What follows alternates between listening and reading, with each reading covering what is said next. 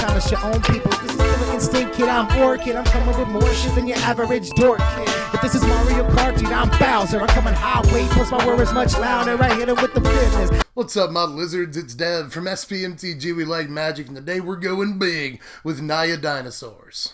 Well, the Jurassic Park reboot looks a lot better this time around. You know, we got bigger and better dinosaurs, more consistent ramp, and absolutely no Chris Pratt, who actually seems like a decent human being. I'm sorry, Chris Pratt. I just needed a joke there, so I'm sorry about that. But in any case, go back. What was the last thing I was talking about? Yeah, more consistent ramp. We have that because of maybe arguably the best new card for dinos, Thunderherd Migration.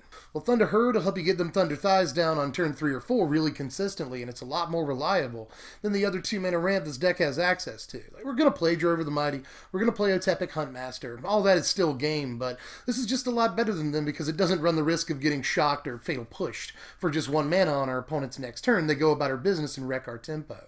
Don't have to worry about risking that with this card, and it's really good fixing. There's a lot of times where on turn 2, you can have all 3 colors of mana that you'll need for the rest of the game, you know? You just force into Rootbound Crag and then Thunderherd for a Plains, and you're set up forever.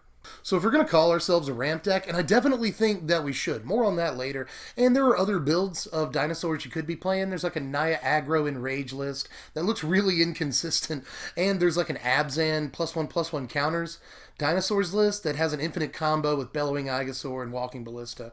Looks cute and all, but a little too gimmicky for my taste. There's the green-red dinosaurs list that's just like a curve-out mid-range deck, but I don't think it has enough top end. Our list doesn't have any of those problems. I definitely think there's not only a case for ramp being the correct dinos list, but ramp being one of the better decks in the whole format right now. And Thunderherd Migration is a big part of the reason we get to be that deck. So we'll play all 4 copies of that. But alas, we also have to play Dorks, whether we like it or not. And at least we get to play Dorks that have good value, like Drover the Mighty and Otepic Huntmaster. We'll play 4 Drover and 3 Huntmaster here. Well, Huntmaster gets the 3 of here for a lot of reasons in my mind, you know. It doesn't actually fix our mana. It ramps our mana, but it doesn't fix it. It's a little bit harder to cast on turn 2, which does matter. It doesn't get us as close to, say, a Galta as a Drover the Mighty can, at least theoretically. And Drover the Mighty is theoretically better in combat and better against red removal like Shock as long as you have another dinosaur out. Otepic Huntmaster is a little bit more fragile, but the fact remains that one of the best plays in the deck is still Huntmaster into Raptor, Ripjaw Raptor, on turn 3, swing 4 at your face. What are you going to do about that? You know, so we still love having that play around, so it's not like you're going to hate seeing Otepic Huntmaster on turn 2. So that gives us a total of 11 pieces of 2-mana ramp, which I think is a good number. A lot of aggro decks will typically try to hit 11 2-drop creatures to ensure they get a 2-drop. So same theory applies here. We're trying to make sure we get a 2-drop piece of ramp, so 11 is a good number. But here's where things get serious. We're playing 20 different dinosaurs in the deck. Not as high as a lot of other tribal decks will play, but 20 is more than enough to make sure that you can virtually guarantee a hit off of Thunderherd Migration on turn 2. And there's a couple of other dino payoffs, like Drover the Mighty and Otepic Huntmaster too. So we got to play at least 20 dinosaurs in the deck, but we've got more than enough good dinosaurs to play in this deck, starting with the 4 copies of Gorge Scavenger. Now, with all the ramp, you're most likely going to want to hit a 4-drop on turn 3, but just in case you don't, Gorge Scavenger is still a really good play, especially against all the decks that are looking to manipulate the graveyard. You know, there's a fair amount of graveyard hate in the format, but graveyard decks still trudge along. Godfarer's Gift tries to be a thing, and there's even some Liliana Reanimator that attempts to be a thing. And Gorge Scavenger doesn't even have to be used against a dedicated, you know, graveyard-abusing deck. You know, it can just be used against creatures that would eternalize, like Earthshaker Kenra, Vizier of Many Faces, lots of other stuff.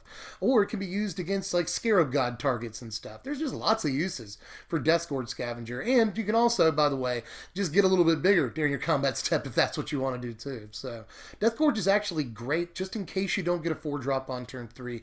Gorge is awesome. And it's even not a terrible top deck because it can pretty quickly start eating cards out of your opponent's graveyard the turn it comes into play, as long as you've got a Huntmaster or a Regisaur Alpha out. So there's a lot of things to like about Gorge. It's slightly above curve anyway, so we don't mind playing it on turn 3 if we don't get a 4-drop.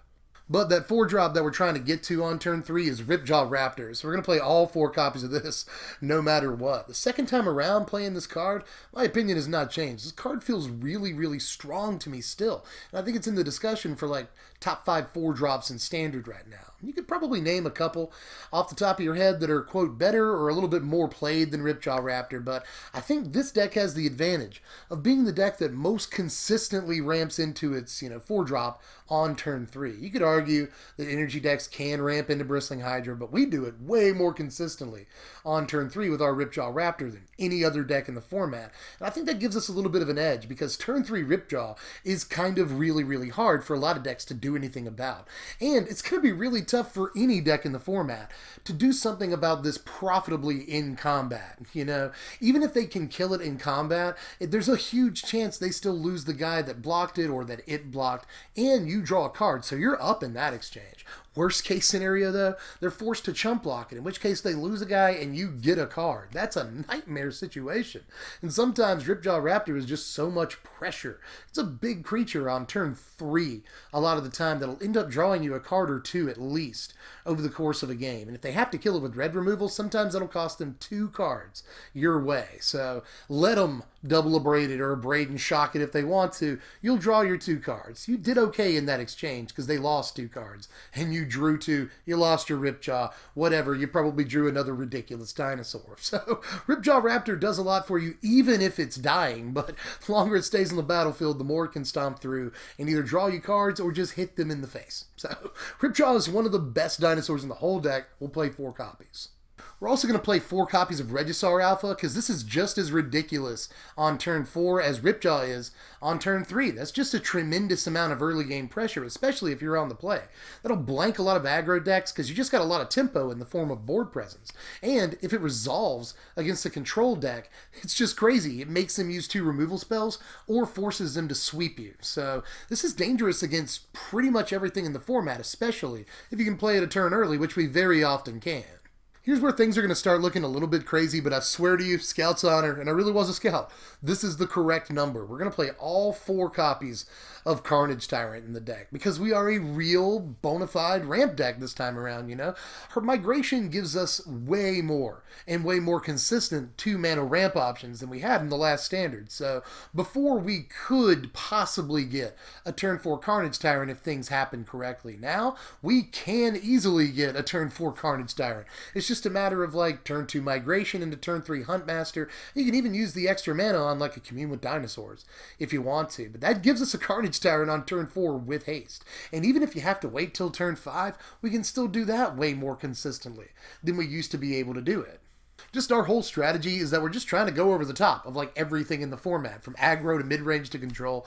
And Carnage Tyrant, while it's not the only go over the top card we're playing, we'll discuss a couple of more before it's all done here, but Carnage Tyrant is one of the best in the format at doing that, almost no matter what you're playing against. And when you think about it, playing 4 copies of a 6-drop for a ramp deck is actually kind of standard. That's a little ho-hum. Ramp decks are trying to get to like 7 and 8 drops, so playing 4 copies of a 6-drop is no problem for us whatsoever. We can get to this easily.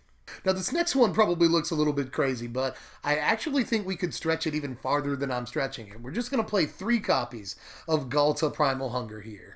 Speaking of going over the top, this is the ultimate go over the top dinosaur right here. But this thing is so awesome. It's so much easier to get to than I originally assumed it might be that I think we could play 4 copies. And I have seen some dinosaurs lists this early that are playing 4 copies of Ghalta because all you really need is like 2 creatures in this deck, like a Ripjaw Raptor and a Drover the Mighty should get you to a Ghalta on the next turn, no problem. Just like it's almost impossible for most decks in the format to really deal with Ghalta outside of removal that exiles it, which is precious few things. Ixalan's Binding, Cast Out, Vraska's Contempt, and that's close to it outside of, like sweeper-based removal, just another card that demands a sweeper and can come down really early. I'm telling you, it is not hard in any way to get a turn 4 Ghalta. And if you haven't gotten to Ghalta by turn 5, you're doing something wrong. Not to mention that we have like 7 ways of giving Ghalta haste, and a hasted 12/12 is just like, it's really, really hard for a lot of decks to like wrap their head around once it happens, And by the way, If you have a Regisaur, obviously Galta will get haste, but if all you have is the Regisaur Alpha and the token that came with it, you can very likely cast a Galta. I'm telling you, it is super easy to get Galta down in this deck. You'll play at least 3 copies, and again, there is definitely a case for the playset. Now you're probably wondering where all the white cards are in this Naya deck. Here's one. The last creature we're playing, just 1 copy of Gishath's Sun's Avatar in the deck, because I love having a silver bullet copy of this, you know. We don't mind playing 1 copy because we're playing Commune with Dinosaurs. That makes it a lot easier to find. And it's 8 mana. And even in a ramp deck, that'll usually take until at least turn 6 to get to. So I don't think it's a huge priority to play Gishath or anything, but I do want to at least play 1 copy. It is super, super easy to get that 1 white mana that you need to play Gishath, and it's just ridiculous. It's a crazy top deck, even if you have literally no other creatures on the battlefield. Now, we got a lot of stuff in the deck that gives dinosaurs haste, but it's awesome this naturally has haste. So even if you just got hit by a sweeper, you top deck Gishath, this thing is a disgusting top deck. Especially if you're in a bad situation, Gishath can be a crazy top deck that just puts, 1 to 3 dinosaurs on the battlefield for you and essentially wins you the game when it comes down. So I don't mind just playing the 1 silver bullet copy of this, because there are going to be times later on in the game where if we do find it, we top deck it, we get it with a commune or something, it's just going to win the game on the spot. So that's all the creatures in the deck. I did feel, just a side note here, I felt like Zacama was a little bit too ambitious, even for this ramp deck. And I know, Gishath costs 8. The difference between 8 and 9 doesn't seem like much, especially for a ramp deck. But I felt like Zacama was a little bit win more. That said, though, have fun with your Dinosaurs deck. You want your 1 copy of Zacama or whatever, knock yourself out. I'm not going to be mad at you. Have all the fun you want to have. Seems like a lot of fun. But it also seems win more, so I didn't go with Zacama in this list. But that being said, we still got to cover some spells here before we're out of the main deck. So let's start with one that I've mentioned a couple of times, Commune with Dinosaurs, which we will definitely play all 4 copies of. This might be maybe the best card in the deck. I think there's an argument for it. Now, we can't attune anymore in Standard, but we can commune in Standard. And I think there is a comparison to be made between the 2 cards. For just 1 green mana, we get an awful lot of mana fixing out of this. Even just on turn 1, this can help us get that 3rd or 4th land that we'll need to cast Ripjaw on turn 3 or Regisaur on turn 4. Or it can obviously help us find a dinosaur if we already have turn 2 ramp, but not the Ripjaw Raptor. On turn 1, this can come down and help us find that Ripjaw to make sure that we get as consistent a sequence as possible. Sequencing is really, really important to ramp decks, so something that can come down as early as turn 1 and help fix that sequencing for us is a really, really good tool. Not to mention that even though we have ramp decks still have to hit their land drops, and that helps us do this too. Just again, maybe the best card we could possibly play in this deck. Helps us find the lands we need, helps us find the color that we need, and helps us find the dinosaurs that we need. Why would you not play all 4 copies of that? And to finish off the spells, we're going to play 3 copies of Savage Stomp. I've seen some lists playing 4, and I've seen some lists playing 0 or even just 1 copy of Savage Stomp. I don't think it's correct to play the playset, but I also don't think you want to play too few. The problem with Savage Stomp is, yes, it requires a dinosaur to be in play. That's not too hard, but it also is almost never going to get played until turn 4 or turn 5. So I don't think we have to have a bunch of it, but it's still a great card and a particularly good top deck. It's good for a few tech reasons, too. It gets Ripjaw Raptor's toughness up to 6, so it can block things like Hazoret, it can block the Scarab God, it can block Torrential Gearhulk, live and draw you a card. That's actually really important.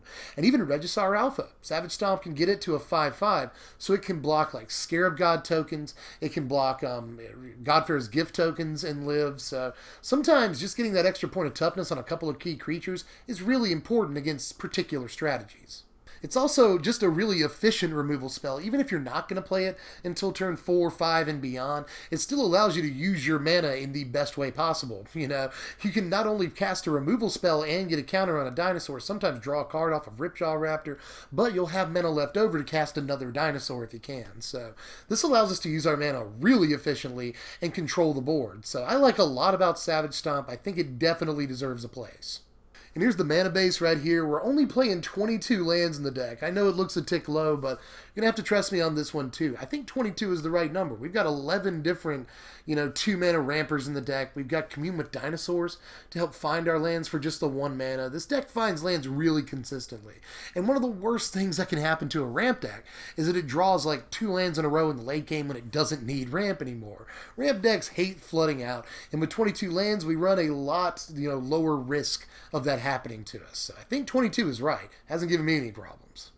And here's the sideboard right here. One of the things we have to worry about is really, really aggressive decks that can go under us. You know, we're trying to ramp. They've beaten us by turn 4. I don't think that's as much of a consideration in the upcoming standard, but there are still some fast decks out there. And against those, we've got a Braid, we've got Chandra's Defeat, and we've got things like Ixalan's Binding. But a lot of these pull double duty. You know, Chandra's Defeat is also good against Glorybringer. It's a card we really don't like. It's really good against Regisaur Alpha. So we've got to take out Glorybringer for just 1 mana. That's a good deal. Also takes out Chandra's. Yet another card that we don't particularly care for. You know, Whirler Virtuosos that generate chump blockers and stuff. Chandra's Defeat is good against a lot that's good against us. So I'm going to play at least 2 copies of Defeat in there. A Braid is also obviously good against aggro decks, but it pulls double duty too against Godfarer's Gift decks and other artifact-oriented decks. There's really not a whole lot of them. GPG is the one you most have to look out for. And Ixalan's Binding, sure it can shut down Hazoret, but you'll also bring it in sometimes to shut down things like the Scarab God and also Glorybringers. So there's a lot of flexibility in a card like Ixalan's Binding, and if we're going to play any other white card in the deck besides our big Naya Legend, you know, I think Ixalan's Binding is the right choice. Now, also against those Godfarer's Gift decks, we've got Thrashing Brontodon, but Thrashing Brontodon will come in if we see other people with Ixalan's Bindings, or Cast Out for that matter. And, you know, Anointed Procession. There's a couple of different decks that could be on the up and up right now that Brontodon's really good against, so I'll play at least 3 copies of that. I've got the Raging Swordtooth in there against tokens decks. Again, I think Anointed Procession could be a real deck, so I hate tokens. We're definitely going to play the Raging Swordtooth, at least as a one-of, and it's even decent against some tribal decks if we can get it down on turn 4. So I like a little bit about Swordtooth. It's a huge guy, too, at the end of the day. So just play the 1 copy. And there's Silver Bullets of Lifecrafter's Bestiary in there, too. That's against Control. Nissa Vital Force is also something we're looking to resolve against Control. And in mid-range matchups that tend to be sort of wars of attrition, Nissa can be amazing card advantage because she gives us the ability to bring back stuff that's been killed. That's amazing against a couple of different decks in the format. Heroic Intervention is specifically against Fumigate and some other, you know, sweepers, like people are playing more copies of Bantu's Last Reckoning. I've noticed. I've seen that in more lists lately for some reason, especially like 4-ofs on the board. So Heroic Intervention is good against sweepers, which happen to be pretty good against us. And here are your power rankings right here. A final score of 64. Now, that's a little bit lower than the last couple of tribal decks that I've done at the beginning of Standard here. But, ironically, I actually think that Dinosaurs has the best shot of any deck I've covered so far, at least, to see competitive play. Standard looks to have gotten, again, just a step slower with the bannings. You know, Ramanap Red is a deck that still exists and still has all of its early game plays, but I've noticed at least early in the format here, a lot less people playing Ramanap Red. A lot of people going for not only tribal stuff, but stuff like Godfarer's Gift, Winding Constrictor, which is strictly a mid-range deck, and a couple of other things that look very mid-range to me. So, you know, Mardu Vehicles is more of a mid-range deck nowadays, and it's getting a leg up now with the bannings. So with the bannings, I think the format gets a little bit more mid-range, and that is a great place for ramp to be. I think there's a huge argument for a ramp deck right now, because almost no matter what most decks will do on turn 4, Carnage Tyrant and Galta are better. And I want you to give it a shot if you possibly can. Right now, this deck is about $150 on TCG Player. As always, I'll leave a link down there in the description. First link in that box. Take you over there. They do sponsor my content. They help bring you videos and stuff. But conveniently, they're also where you can get this deck for the cheapest online. This deck will usually run like $200 most other websites. But TCG Player market price, about $150. And if you're okay with some lightly played stuff, you can get it for about $120. Still kind of pricey, but a lot less than most competitive Standard decks. And I am convinced that this is a very competitive Standard deck. But I guess I'm tapped out for now. I think that's all I have to say about Naya Dinos at present, but hit me in the comments section as usual. Questions, concerns, how you built the deck different, or just like where I went wrong. I can take it, you know. So get to me down there. We'll continue the discussion. And if you want to help me out, you can like the video, puts it in more recommended feeds. That's awesome of you. If you want to really help me out, you can sub. If you haven't done that yet, what are you waiting on, man? Go ahead and sub. Hit the bell for the notifications, because just because we're running low on tribes to cover doesn't mean that we're done with decks I want to talk about. Matter matter of fact, when we're done with tribes, that's when we get to talk about the decks that I'm like really excited for. So make sure you hit the bell for the notes. You can also follow me on Twitter at SBMTGDev, or you can throw me a pack of shoestrings a month, just $1 a month over there on patreon.com, and I'll let you know what decks we're doing the day before we do them. That's valuable information. Do all that stuff, and I will catch you cats later. I think that we are, already the outro at this point. But anyway, I'll catch you cats later. I'm Dead from SBMTG. Thanks for watching, my wizards. Spread love and be kind.